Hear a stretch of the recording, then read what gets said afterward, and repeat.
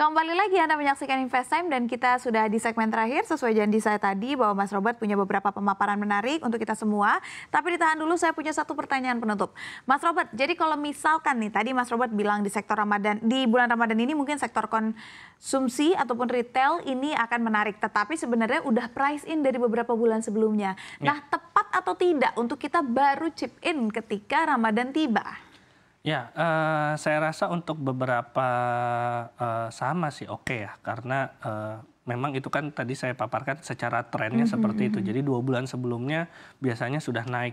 Namun balik lagi, yang dilihat sekarang adalah kinerja, karena saham-saham retail ini belum semuanya kemudian melaporkan kinerja di tahun 2023. Saya rasa ini bisa menjadi trigger, terutama beberapa emiten yang kinerjanya secara profitabilitas belum perform seperti sebelum COVID. Sehingga kalau misalnya kemudian ada progres mulai mendekati ke level sebelum COVID, ini mungkin akan diapresiasi oleh para investor. Kenapa? Karena artinya mulai ada pemulihan. Namun kalau misalnya kinerjanya tidak meningkat signifikan atau masih tidak sesuai ekspektasi, saya rasa mungkin akan ada hukuman dalam tanda petik oleh investor, mungkin sahamnya yang kemudian tidak perform di bulan Ramadan sampai bahkan Lebaran. Oke. Ya. Baik pemirsa, sekarang langsung saja kita simak bagaimana sih tips dan triknya mencari saham yang memberikan THR lebih untuk kita saat Lebaran. Silakan Mas Robert. Ya, makasih Mbak. Jadi untuk puasa dan Lebaran sebenarnya ada beberapa sentimen yang perlu dicermati. Yaitu pertama, selama bulan Maret akan ada beberapa emiten yang melakukan rapat umum pemegang saham. Dan ini dilakukan setiap tahunnya untuk mengumumkan salah satunya adalah pembagian dividen. Pembagian dividen ini yang sebenarnya bisa dimanfaatkan oleh investor.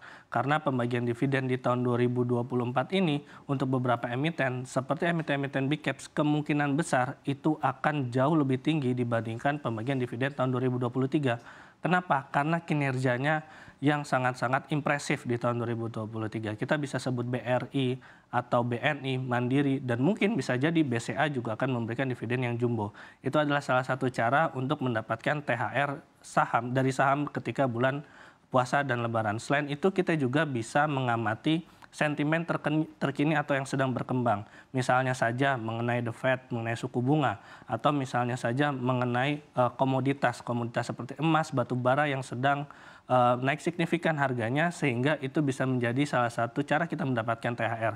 Namun memang untuk persoalan yang kedua ini, ciri saham yang kedua ini itu mungkin untuk jangka pendek saja. Jadi memang tidak perlu lama-lama. Namun kalau misalnya kita mau investasi, balik lagi ada pilihan-pilihan investasi yang bisa kita pilih seperti emas ataupun reksadana pasar uang maupun pendapatan tetap untuk mengamankan duit THR kita.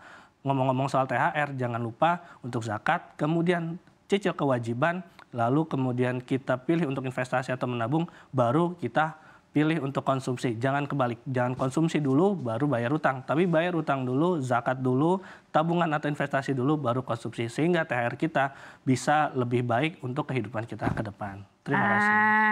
Itu dia tadi. Terima kasih banyak ya Mas Robert. Itu dia kalau dapat THR, jangan pikirin konsumsinya dulu. Ingat masih ada utang nggak? Masih ada biaya sekolah anak nggak? Kalau bisa diinvestasikan, investasikan dulu baru pilih untuk ke konsumsi. Jadi THR kita bisa bermanfaat nggak hanya hari ini tapi di masa datang. Sekali lagi saya ucapkan terima kasih Mas Robert sudah hadir bersama kami. Sehat dan sukses selalu untuk Mas Robert dan pemirsa. Demikian Invest Time hari ini. Saksikan terus program Invest Time CNBC Indonesia di cnbcindonesia.com dan Transvision Channel 805. Anda juga bisa menyaksikan program kami via TV digital di beberapa kota besar di Indonesia. Pastikan Anda jaga kesehatan diri dan juga keluarga. Saya Syafina Nasyar dan saya Robertus Andrianto Serin, Financial Expert CNBC Indonesia. CNBC Indonesia, Beyond Business.